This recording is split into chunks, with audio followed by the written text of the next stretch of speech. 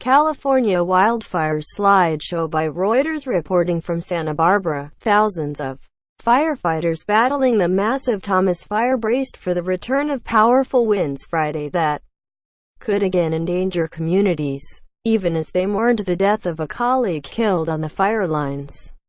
10 days after it broke out, the Thomas fire on Thursday became the fourth largest in the state's modern history, consuming nearly 250,000 acres and destroying hundreds of homes. Firefighters have taken advantage of a 2-day lull in winds to increase containment to 35%. But the blaze has continued in March north from Ventura and Santa Paula along the coast of Santa Barbara County. Officials also set some controlled backfires in the hills above Montecito, hoping to burn off brush that would serve as fuel if the Thomas fire got into the area.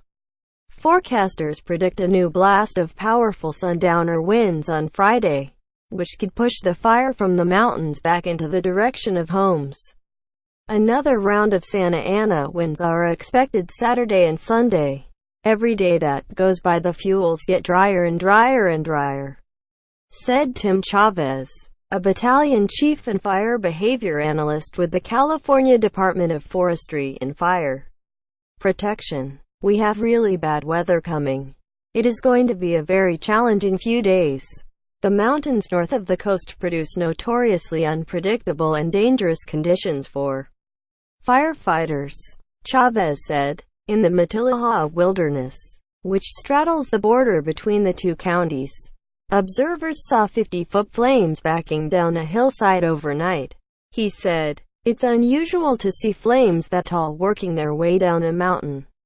Officials said. Click to expand. Replay video up next. Trump pledges to a number 39. Rebuild a number 39. FBI calls Russia investigation a number 39. Democrat hoax and number 39. Speaking to reporters before departing the White House, President Trump insisted there was an QUOT, absolutely no collusion in QUOT, between his campaign and Russia. Trump also previewed his FBI speech and commented on his Thursday phone call with Vladimir Putin. NBC News. California firefighter dies as blaze rages. On firefighters in California will be tested by vicious winds on Friday as they battle a huge wildfire that has claimed the life of one of their colleagues and torched more than 700 homes. Lisa Bernhard reports. Reuters America. Trump judicial nominee struggles to answer Senator and number 39's legal questions. Peterson, a commissioner on the Federal Election Commission, had a tough time when quizzed on matters of law and his legal experience by Senator John Kennedy. NBC News. 1. Cancel. SETTINGSOFFHDHQSDLO. California. Firefighter dies as blaze rages on Reuters America. See more videos. Share, tweet, share, email. What to watch next. Trump pledges to rebuild. FBI calls Russia investigation a Democrat hoax. NBC News. 1:32 California firefighter dies as blaze rages on Reuters America. 1:13 Trump judicial nominee struggles to answer senators' legal questions. NBC News. 1:29 Omarosa, White House lacks diversity. CNN. 1:50 Watch Jeff Bezos' rocket launch a dummy into space. CNN. 1:33 China is still building on disputed islands in the south China Sea. Time. 1:19 WAPO, Trump doesn't want Russia probe briefing.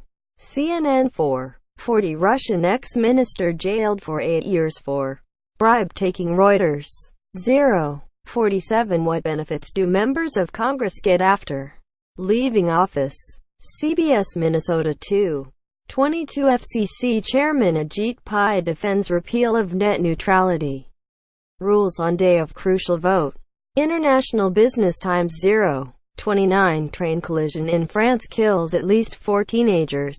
Reuters. 0:59 Use English only. Woman launches Starbucks tirade against customers speaking Korean. International Business Times 1:40 U.S. presents concrete evidence of Iranian weaponry from Yemen. Reuters 1:06 Speaker of the House Paul Ryan may retire next year. Viewer 0:55 years later. Sandy Hook shooting. CBS. Minnesota 2:10 Disney reaches $52 billion deal to buy most of 21st Century Fox. Today. 0:22 Up next. Video by Reuters. Stuart Cito, a weather specialist with the National Weather Service, added that the winds will be especially powerful in mountain areas and will really start blowing the fire around again. What it does is carry the embers farther down and can create more fires, he said. On Sunday, winds are expected to return to offshore conditions, Cito said. Firefighters braced for the winds on a day of loss. Ken Pimlott, the director of the California Department of Forestry and Fire Protection, announced that apparatus engineer Corey Iverson, 32, died on the fire lines Thursday. Iverson was assigned to the blaze as a part of a strike team from CAL FIRE's San Diego unit. He started with CAL FIRE in 2009. He is survived by his wife, Ashley, and their 2-year-old daughter, Evie. The family is expecting a second daughter this spring. Our thoughts and prayers are with Corey's family and all of his friends and co-workers throughout the department and the fire service, Pimlott said. He said an accident review team would investigate the circumstances of Iverson's death while we continue to process this tragic loss. We must keep our focus on the fire. The firefight in front of us continues to go on, Pimlott said. The communities we are protecting are depending on us, and we will not fail. The Thomas Fire has now surpassed the size of the monstrous Zaca Fire, which scorched Santa Barbara County in 2007, said Dave Zanaboni, a spokesman for the Santa Barbara County Fire Department. Firefighters hope the Zaca burn scar will help them fight the Thomas Fire's growth along its western edge. The state of California began keeping records of wildfire acreage in 1932, though other large fires raged on the West Coast before then. Those records are less reliable, according to the California Department of Forestry and Fire Protection. The Thomas Fire has destroyed more than 900 homes in Ventura and Santa Barbara counties since it began. Dec.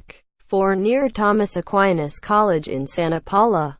In its first day, the fire spread southwest, toward Ventura, and northwest, eventually hugging Ojai before pushing to the Santa Barbara coast.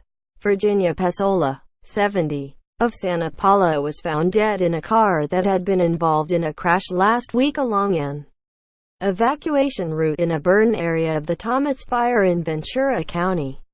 According to the county medical examiner, Pesola's cause of death was blunt force trauma with smoke inhalation and thermal injuries.